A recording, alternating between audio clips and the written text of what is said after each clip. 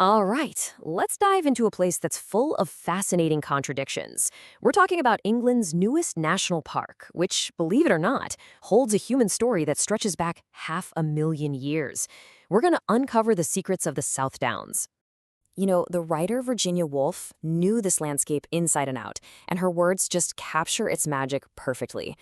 It's the kind of place that has inspired people for centuries, this huge, beautiful canvas that really just asks you to stop and look. And this right here, this is the central puzzle we're digging into today.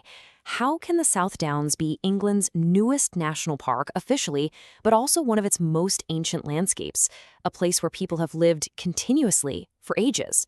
It's a brand new label protecting a truly ancient story. So how is that even possible?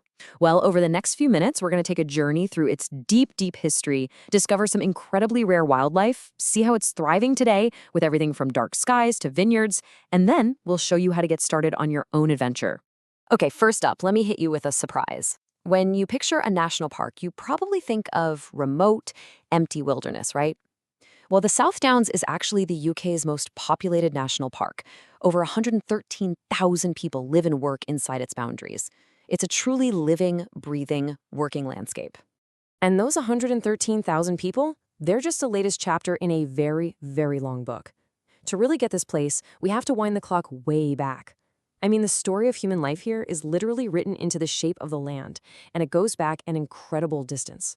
Just look at this timeline, it's staggering. We kick things off 500,000 years ago with some of the earliest humans in Europe, over at Boxgrove. Fast forward a bit, and you've got Neolithic farmers who aren't just planting seeds, they're creating a whole industry mining flint. Then you have the spiritual landscapes of the Bronze Age burial mounds, the huge defensive strongholds of the Iron Age, and then the luxury villas of the Romans. Every single era built on the one before it, all leading up to its official protection in 2010. Sisbury Ring is a perfect example of these layers of history. Yeah, it's famous for being one of England's biggest Iron Age hill forts, but its story started thousands of years before that. Neolithic people came here to mine high-quality flint, which was an absolutely crucial resource for making tools and for trade. Then the Romans came along and basically turned the South Downs into a high-status neighborhood.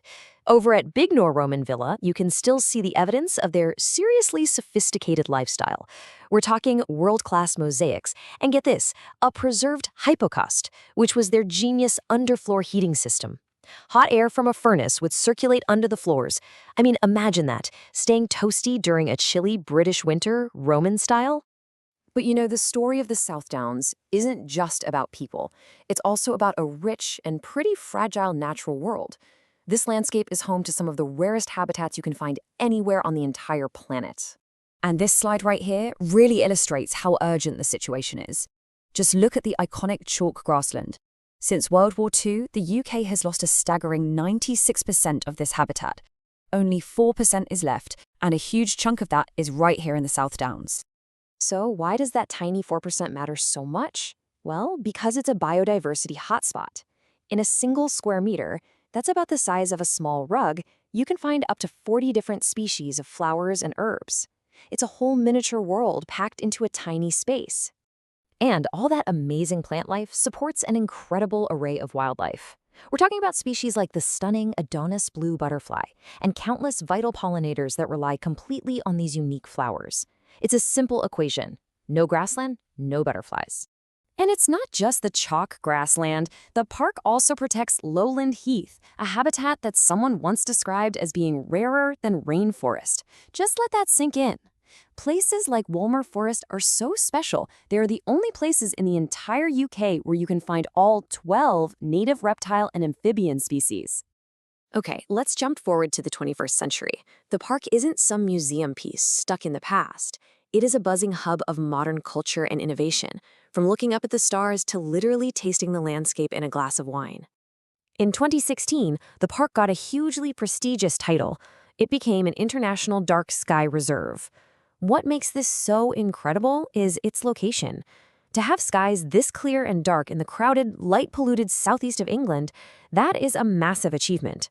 It's official recognition that the stars here are just as precious as the hills below them. And you can experience this for yourself. There are some absolutely amazing spots like Devil's Dyke, Ditchling Beacon, and Burling Gap that offer some of the best views of the cosmos, totally free from the light pollution that blankets most of the country. And here's a modern twist you might not see coming. Remember that unique chalky ground that creates the rare grasslands? Well, it also turns out to be the perfect soil for growing grapes. The South Downs has just exploded into one of Europe's top regions for sparkling wine. And get this, it contributes over £54 million to the economy every single year. So, after hearing all that, how can you experience it for yourself? Let's get into the practical side of things and talk about how to plan your own South Downs adventure.